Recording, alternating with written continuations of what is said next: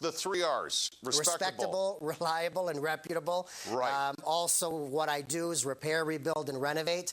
I mean, as with the title of the book, a contractor you can bring home to mom, I really want to clean up the industry. I mean, just being here is a bit of a shock as a contractor sitting here in a suit. But I mean, today's contractors, at least the ones that care, they have a little bit of business knowledge, they have some schooling, they can treat customers respectably, and they also obviously have the trade skills. We all want the respectable, reliable, reputable contractor. Take us through a series of steps that you need to take right from the time you get that knock at the door or the phone call. Immediately, compare everybody apples to apples. I mean, first of all, get 5 quotes. That's imperative.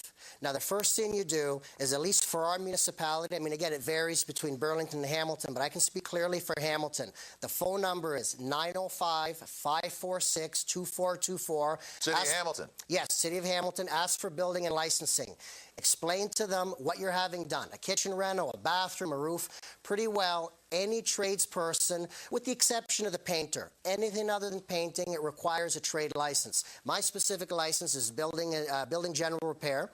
Now, run the company's name by the city. They'll tell you if he's got a license. Now, this fraudster, because of the number of companies he had, there was no way he was licensing up to 10 companies. He was just licensing himself, printing business cards and stationery. That's what you're speculating, but that's what I'm could very well be the case. Oh, no, exactly, because I mean, he's not going to license all of them. There's no way he had insurance. There's no way he had everything he should have had. So one quick call to the city will, let you know, is he legitimate or not, he or she, because again, there's a lot of women entering the field, and that's important.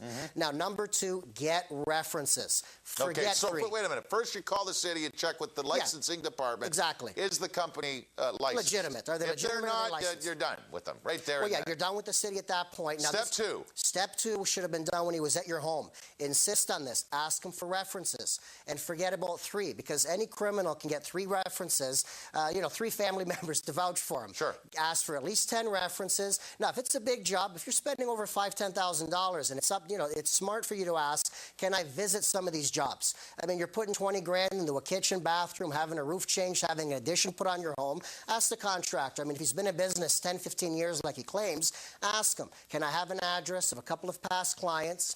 Ask the clients in person or over the telephone when you're working your way down this reference sheet, were you happy with the end result? Was the original quote the same money that was charged when the job was finished? Was he clean and neat? Did he respect your property? Would you hire him again? So again, you've checked these items. Now again, number 3, very important. Make sure he has contractor's liability insurance. I don't care if he's there to put on a railing or hang a picture or put an addition on your home. You're responsible. Exactly, you're responsible. There's an old saying, I mean, somebody can break into your home middle of the night, try to steal your jewels or steal your car to your garage, trip and fall. Guess whose liability coverage is going to cover the criminal? Because they don't sell criminals' liability insurance. Your homeowner's insurance will cover him. So that applies to these contractors. Make sure he's got at least $2 million in contractor's liability coverage. Now, don't take him for his word.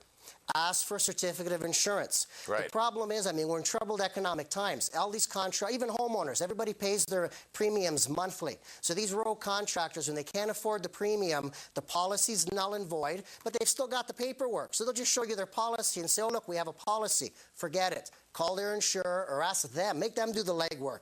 Ask them for a certificate of insurance. It will cost the contractor nothing. Your name is on it. Your property address is on it. And that proves to you $2 million, any damages he causes, not only to your own home. He can be pitching a ladder to work on your chimney, flip the ladder over, break the neighbor's window for a couple $1,000s. Who's going to cover that? So it covers your home, your neighbor's home, anything that arises out of the work that he's doing. I'll bet a lot of people don't think about asking for the insurance. It's important, and it's the law. What? Now, step 4, you got to... Step 4, yeah. Step 4... How many steps are we going through here? I think four is about the end. Okay. 4 is the end. That's good, and I want to review the steps. Well, no, it's important because the homeowners really have to work at it. This isn't buying... The number one problem is this isn't buying a chocolate bar at the store. No. This is hiring a contractor. It's not a retail transaction. You really have to do your homework. All right, step 4, Bob. Step 4 now, really important. Workplace Safety Insurance Board coverage, typically referred to as WSIB.